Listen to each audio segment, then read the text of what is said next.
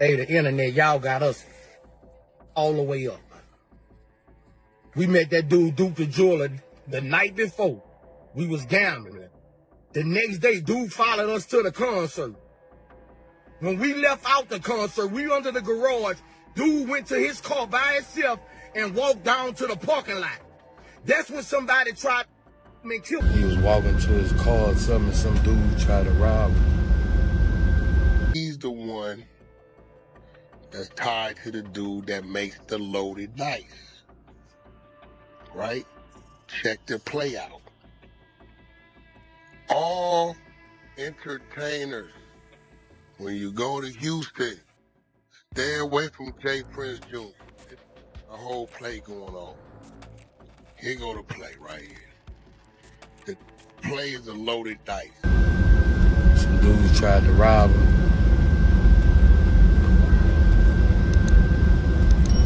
See, some dudes had tried to rob me and walked off by himself.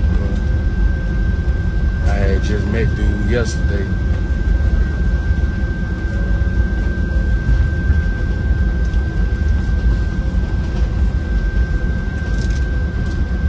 Some bitch tried to rob dude, man. Dude must ain't get up. Spokesman Flight Zach, we're number 2 for departure. Flight attendants, please bear the count. Blood-soaked dice slid across the velvet like it was just another game. Smiles were flashing everywhere, but only one man was walking out of that room alive. Duke, the jeweler, didn't die broke. He died surrounded by wolves that called him family. Now there's blood on Mob Ty's hands, and guess what? The feds are watching real close. Duke didn't just get robbed. Nah, he got straight up executed, and it wasn't by some masked up strangers hiding in an alley either. This happened right after he left Boogie's dice game. We was in a garage. He must have walked outside to the parking lot. We was in the garage. We heard this, but it like they was far away in the parking lot. He must have went to his car or something. Dude was finna make a piece of him too. Damn.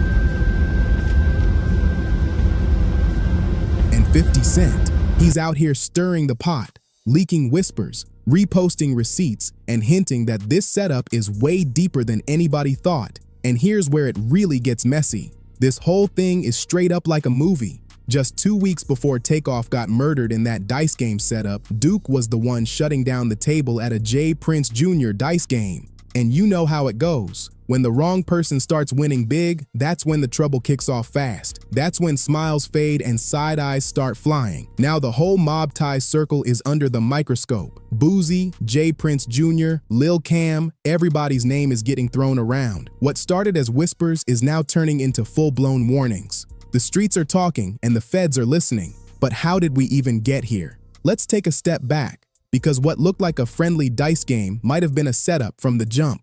From the outside, Duke the Jeweler was living the dream, a self-made Chicago hustler who built his name from nothing. Duke wasn't just out here slinging iced-out chains to random SoundCloud rappers. Nah, this man was making custom pieces for real heavyweights in the game. His name was ringing out in the jewelry world, and his clientele was serious. He didn't fly down to Houston just to kick it. He came for the bag. Word is, Boosie personally invited him down to talk business about a custom piece. So, Duke packed up his $1 million Louis duffel, loaded with his best designs, and pulled up ready to secure the deal. But what he didn't know? That meeting was about to turn into his final farewell. This wasn't just some casual game of chance. Word is, this was a whole setup, an operation, and J. Prince Jr.'s name is right in the middle of it. Word on the street? There's something being called a loaded dice ring, and guess who's at the center of it? It's always the same 3 dudes at the table: Lil Cam, Big Capri, and Wolf. These 3 rotate the dice like it's some secret handshake. The house always wins, unless somebody messes up the rotation. Well, that night, somebody slipped up. According to Whack 100, Duke got handed the wrong dice, the ones that weren't meant for him, and they were loaded. But instead of losing, Duke started hitting. First hundreds, then thousands, then tens of thousands, back to back. It was crazy fast. Now here's the thing, when somebody cracks a rigged system, the folks running it start to panic. Insiders say J. Prince Jr. allegedly takes 30% off every dice night pot. So when Duke started draining stacks like that, it wasn't just bad luck. It was messing with people's money, and that's dangerous. Plus, Duke wasn't quiet about it. He was loud, confident, and dripped out in diamonds, tossing stacks like it was nothing, filming the whole thing for Instagram. That type of flex, it can rub the wrong people the wrong way real fast. Now here's where it really gets spooky. If you pause the footage from that dice game, you'll catch Boosie making a soft whistle, nothing loud. But right after that, his nephew turns and locks eyes with Duke. Then a man in a red hoodie taps the nephew's arm, like it was some kind of signal. And just like that, the whole vibe in the room shifts. 1 minute, Duke was cracking jokes, tossing dice, and lighting up the room. The next, it felt like a countdown had started, and just minutes later, Duke was gone. This kind of tension, you can't fake that. It wasn't paranoia, it was straight up body language. When you walk into a room full of people who might have already decided how your night's gonna end, you can feel it in your gut.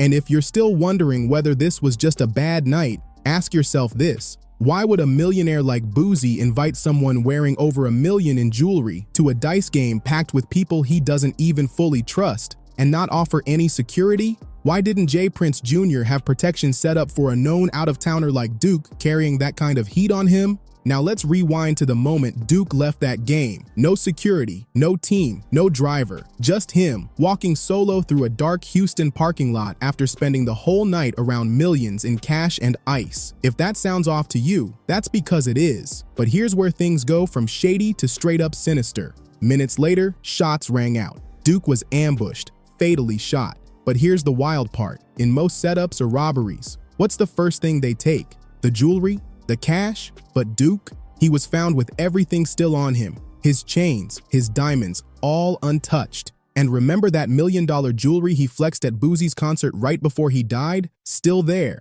But here's the real mic drop moment. The Louis Vuitton bag Duke was carrying, the one filled with his most exclusive unreleased jewelry designs, it didn't disappear into the streets. It ended up inside Boosie's house. Let that sink in. Houston PD confirmed this. Now, whether Duke handed Boosie the bag for safekeeping during the game, or Boosie took it after the fact, that's the part still raising eyebrows. We don't know all the details, but one thing is loud and clear. The bag made it back to Boosie. Duke didn't. And Boosie's response? A shaky Instagram live from a private plane, claiming he barely knew Duke and saying Duke just walked off like nothing happened. Wait a second, didn't Boosie say Duke was about to make him a custom chain? How you barely know somebody, but you invite them to a private dice game, let them flash over $1 million in jewelry, and then watch them walk alone to their car in the dark? Something's not adding up. And if you thought that was bad, it gets worse. The feds, who were already sniffing around Boosie for other legal situations,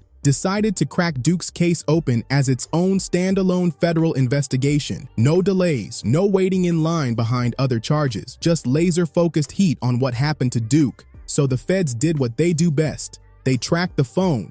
And guess where Duke's last phone ping came from? Boosie's recording studio. Now, unless Duke's phone got up and walked there by itself, somebody from Boosie's circle took it there. And they weren't even trying to cover it up.